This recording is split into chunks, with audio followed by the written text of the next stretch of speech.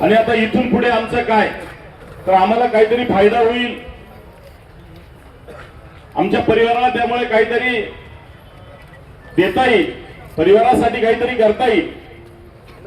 आणि नेमकी अशा वेळेसच कुठला तरी एक जीआर आणला आणि अधिकाऱ्यांवरती देखील प्रेशर टाकून किंवा कारवाईचा भाग टाकून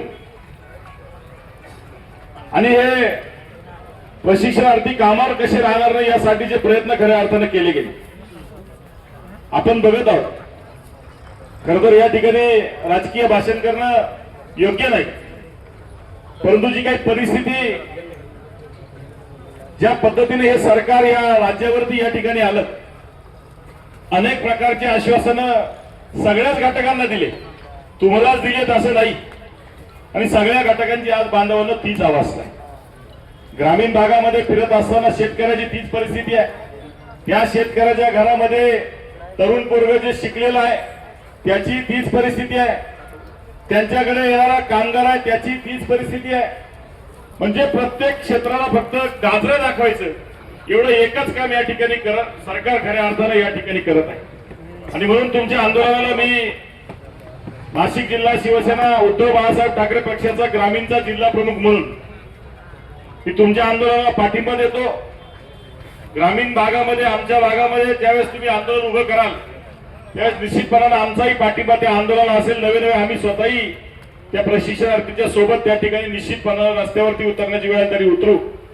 तुम्ही जी काही मागणी माझ्याकडे या ठिकाणी केलेली आहे, मी आमच्या शहरच्या जिल्हा प्रमुखांशी या संदर्भामध्ये बोलेल, आणि ते महापालिकेचे नगरसेवक पण राहिलेले, आणि म्हणून डीजी सूर्यवंशी त्यांचं नाव आहे, आणि त्यांना सांगून मी तुम्हाला ज्या काही सुविधा आपल्याला आता पाहिजेत महापालिकेकडून अपेक्षित आहेत तर त्यांना निश्चितपणाने आयुक्तांशी त्या ठिकाणी बोलायला लावेल।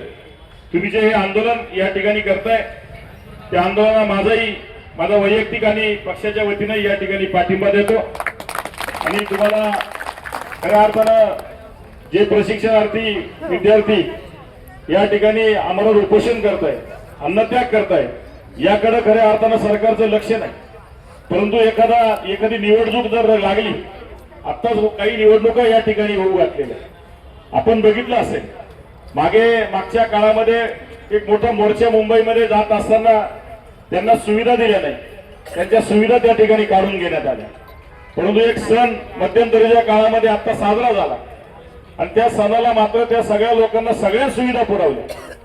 म्हणजे ज्याला भूक आहे त्याला द्यायचं नाही आणि ज्याचा पोट भरलेला आहे त्याच्यापुढे तुम्ही ताटं वाढवून ठेवताय, अशा पद्धतीचं काम या सरकारचं या ठिकाणी चालू आहे। मी जाहीर निषेध आपल्या सर्वांच्या वतीने करतो आणि तुमच्या आंदोलनाला पुरुष एकदा माझ्या वतीने, माझ्या पक्षाच्या वतीने या ठिकाणी पाठिंबा देतो। धन्यवाद।